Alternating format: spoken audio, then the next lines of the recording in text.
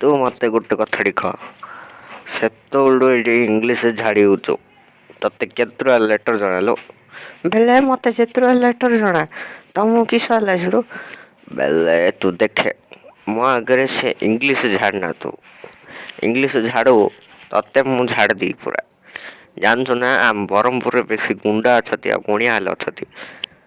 ଗୁଣିଆ ବେଲେ କିସ ବା ଆମେ ଜାଣିନୁ, ଆମେ ସବୁ ଡବଲ ଡବଲ ଖେଳୁଛୁ ବା କହୁନ। ଗୁଣିଆ ବେଲେ ତତେ ଆଉ କିସ କହିବି କହ?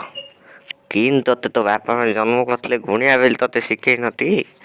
ହଉ ତୁ ବ୍ରହ୍ମପୁର ଯା, ତତେ ଗୁଣିଆ ଦେଖଉଛି ମୁଁ। ଆଉ ବ୍ରହ୍ମପୁର ଗଲେ ଫାଷ୍ଟ ମତଲି ଯୋଉ ପୁରୀ ଉପମାଟା ଖାଇଦବୁ। ପୁରୀ ଉପମା ଖାଇଲା ପରେ ଦେଖୁ ଗୁଣିଆ ଫୁଣିଆ ସବୁ ତତେ ଦେଖେଇଦେବି। ଆଖରେ ତ ଏମିତି ଝାଡ଼ିବ ତତେ ପାଣିଆ ଝାଡ଼ା ହେଇଯିବ। ହଉ ଚାଲେ ପୁରୀ ଉପମା ଖାଇବାକୁ ଯିବା।